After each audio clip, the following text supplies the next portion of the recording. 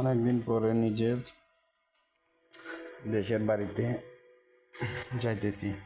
দেখেন, সবাই জানে, বাংলাদেশের বেশিরভাগই মানুষ জানে যে শ্রীমঙ্গল হচ্ছে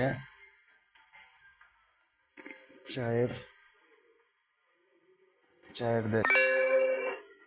অবশেষে সিএনজিতে করে অনেক বৃষ্টির ভিতরেও সিএনজিতে করে ভিডিও করতে পারতেছি না, তারপরে বৃষ্টির ভিতরে দেখেন কি বৃষ্টি পড়তেছে। বৃষ্টির ভিতরে অনেক কষ্ট করে ভিডিওটা করছি আপনাদেরকে আমাদের এই শ্রীমঙ্গল চায়ের দেশটা দেখানোর জন্য। আপনারা যদি আসেন তাহলে এরকম সৌন্দর্য উপভোগ করতে পারবেন। দেখেন, পাহাড়ি আঁকা বাঁকা রাস্তা। যদি কেউ কখনো আসেন তাহলে শ্রীমঙ্গলের সৌন্দর্য উপভোগ করতে পারবেন।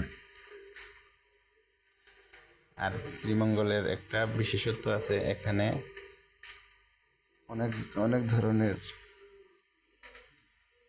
চা পাওয়া যায়। এই দেখেন, এটা হলো চাঁদের গাড়ি। এখানে যদি আপনারা আসেন তাহলে 7 কালারের চা খেতে পারবেন। 7 কালার থাকবে, একটা কাপের ভিতরে 7টা কালার থাকবে। দেখেন কি বৃষ্টি পড়তেছে, এই বৃষ্টির ভিতরে আমি পুরাটা ভিজে গেছি। তারপরও খালি আপনাদেরকে দেখানোর জন্য আমি আমার এই ভিডিওটা বানাইছি। সারাটা দিন বৃষ্টি পড়ছে। দেখেন কি সৌন্দর্য, চায়ের রাজ্য সিলেট শ্রীমঙ্গল। এখানে অনেক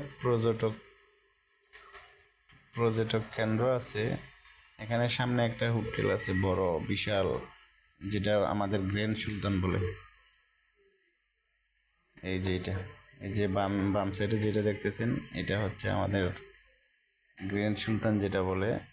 এখানে অনেক মানুষ আসে, এখানে থাকে, এখান থেকে ট্যুর করে। এটা হলো মেইন গেট, এটা হলো আমাদের লোকাল বাস। এখানে অনেক গাড়ি পাবেন, এখানে